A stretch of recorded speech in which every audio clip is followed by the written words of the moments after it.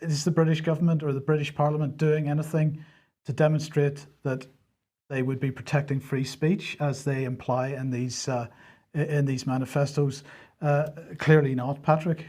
Well, I don't think the online harms policy doesn't apply to journalists, especially journalists who are being detained as Category A prisoners for first-time offending, bail-skipping charges, like Julian Assange, who's currently in Belmarsh. The Guardian saying Assange's health so bad he could die in prison. That's right, that's right. So a letter has been sent to the Home Secretary, Priti Patel, but also to the Shadow Secretary, Diana Abbott. And one of the people fronting this, representing the 65 doctors and medical professionals, is Dr. Lissa Johnson. She's a clinical psychologist from Australia, from Sydney. And this is an independent medical assessment. They're saying this is absolutely needed right now for a number of reasons. One is determine whether Julian Assange is medically fit to face legal proceedings.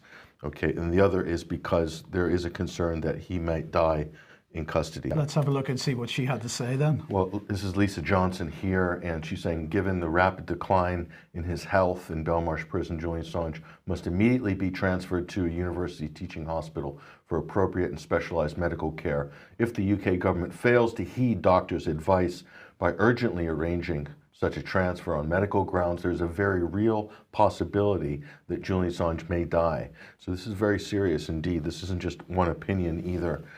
This is a number of eminent professionals as well. She goes on, Mike, to add to this, consistent with its commitment to the human rights and the rule of law, the UK government must heed the urgent warnings of medical professionals from around the world and transfer Julian Assange to an appropriately specialized and expert hospital setting before it's too late. And this is coming on the heels. I'm reading through the documents right now with regard to this report, Mike, and 2015, doctor has diagnosed premolar abscess, needs a root canal, hasn't got it. 2015, the UN Working Group on Arbitrary Detention has ruled that Julian Assange is being arbitrarily detained in the Ecuadorian embassy. This is a UN ruling. 2015, another doctor's report with various other serious medical conditions. 2017, another group of doctors, group examination, saying that he's group of doctors badly needed care, but he can't get it. 2018, Human Rights Watch, independent assessment there as well, saying the isolation, the health, the confinement, it's going to severely affect his physical health. And 2018, 2 visits.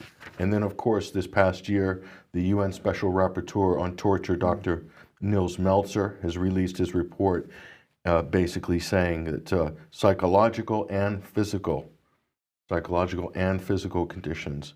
And this is the point that Dr. Johnson made when we interviewed her last night on the Sunday Wire, is that psychological torture, solitary confinement, imagine a first-time offender.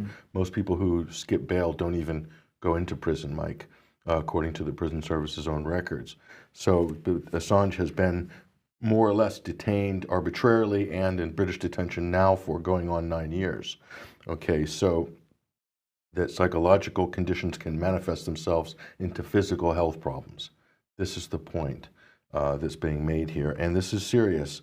So this is not a spurious call to the government. This is very clear and present danger. So neither manifesto from the Tories or the Labour Party have addressed this issue. Of course, they both talk about protection of journalists globally, but quite happy, it seems, to not say anything to criticise this policy that's going on here. Well, the UN's Nils Melzer said that literally said this is a campaign of public mobbing, including online smear campaigns, and the media is involved in this.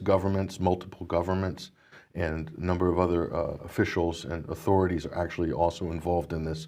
So, in terms of what greater online harms coordinated campaign could you ever conceive than the one that has been perpetrated against the founder of WikiLeaks?